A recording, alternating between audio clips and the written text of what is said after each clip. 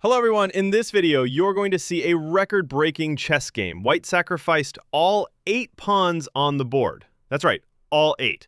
No one has ever managed to break this record. This game was played in the late 19th century between a doctor and a strong London chess player, William Ballard and Joseph Fagan. Ballard was playing white, and we'll follow the game from his perspective. From the starting position you'll notice, white is missing a knight. That's because William gave his opponent a handicap, a full piece, to balance out his own skill advantage. White begins with e4, black replies e5, and William plays the king's gambit, immediately starting to sacrifice pawns. The first pawn goes with f4, black captures and white develops the knight. While black wastes time gobbling pawns, white develops pieces and builds initiative. Black brings out a light piece, bishop to e7, and white sharply replies with bishop to c4. Black has an extra piece and aims to trade as much material as possible to convert that advantage. They play bishop to h4 check, hoping that once the white king moves, white will lose castling rights. But Ballard sacrifices another pawn, playing g3, blocking the bishop and attacking it. Black accepts, captures on g3. Then white castles kingside, offering yet another pawn h2, but here black realizes taking that pawn might be risky. They have development problems. They'd like to develop the kingside and castle safely. If they capture on g3, rook f1 opens up, the bishop is active, the knight jumps in, the queen joins, and white could launch a brutal attack. So instead, black develops the knight to h6. If white takes on h4, black can recapture with the queen, and the knight on h6 now protects the weak f7 square. White can't take it right away. White continues building, d4 controlling the center and opening the dark square bishop. Black castles kingside, defending f7 and hiding the king. Since black doesn't want to take the pawn on h2, white does it themselves, capturing on g3 and offering another pawn. Black accepts, gladly eats it, breaking apart white's kingside shield. But the white king is its own bodyguard. It steps to g2, attacking the bishop on g3. Turns out the black bishop doesn't have many squares, only d6 and h4. Black retreats to d6. So far, white has sacrificed 3 pawns on the king side, opening up their own king, but also lines toward the opponent's king. Rook to h1 follows, threatening to take the knight on h6. If that knight falls and the rook invades, white will get massive initiative. Black responds with queen to f6, reinforcing the knight on h6.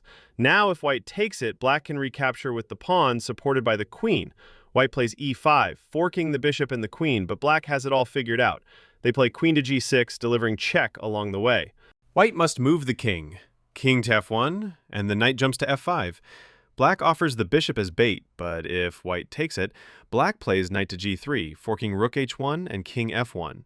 So, white first brings the rook to g1, hitting the queen. Queen under attack, bishop still hanging, but knight jumps to g3 anyway. It seems like white could take the knight, and after that the bishop, but don't forget, white is already down a knight from the opening. If they take here, black ends up with a rook for a minor piece, and white's king remains exposed. So after knight g3, check, white plays king to f2. Black keeps pressing, knight to e4, centralizing. White king retreats. Rook g1 is defended. The queen can't take it because the knight on f3 covers. But now both the queen on g6 and bishop on d6 are hanging. And what black does next shows us that this wasn't just some casual player. Bishop to b4 check, pulling the bishop out of danger while giving check. White doesn't have time to capture the queen on g6. Stepping away with the king is risky. White plays c3, offering 2 more pawns to blunt black's momentum. Black accepts. Knight takes c3, also threatening the queen on d1 and potential discovered checks with the bishop. White must take the knight. They capture, and then bishop takes c3, check. Rook on a1 is now also under attack. In this sequence, white ends up sacrificing 2 more pawns. King moves to f2, but black's queen is still under threat on g6, so black doesn't have time to grab the rook. Instead, the queen counterattacks, queen to c6. Now, rook a1 and bishop c4 are both hanging. White has a decision to make. They're still down material, and either the rook or bishop is going to fall. They decide to save the bishop, moving it to d3, preserving the powerful piece. Now, both bishops point at the kingside. The knight will join in. The queen is ready to follow. But yes, white is giving up the rook on a1. Black takes it. Bishop captures on a1.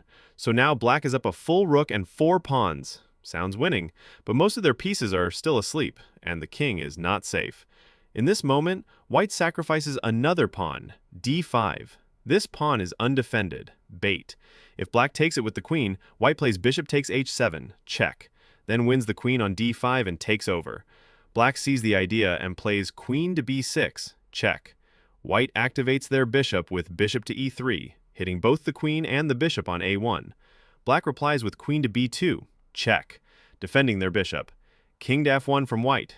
Now black has a problem. The bishop on a1 is stuck, blocked by the queen, but the queen can't move or they lose the bishop, so black tries f5, cutting off the diagonal from the dangerous bishop. That bishop was eyeing h7 after all. Here, the doctor starts to slip a bit.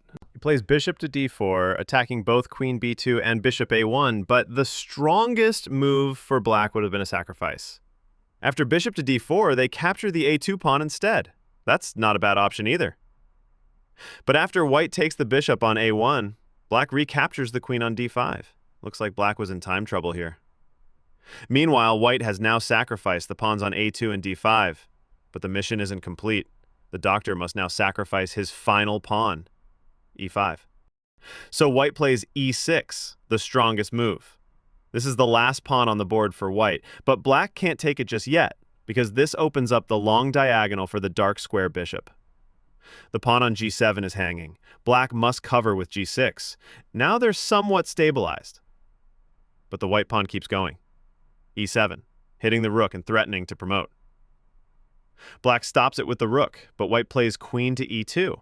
Now black can't take the pawn, and white's queen gets access to the second rank. Black plays queen to c5, but they miss a huge threat. White's plan is not to defend the pawn, but to swing the queen to b2. The weak dark squares around black's king spell doom. There's just no way to defend. White goes through with the idea. Black has to take the e7 pawn, or its mate with queen to g7, so black captures on e7.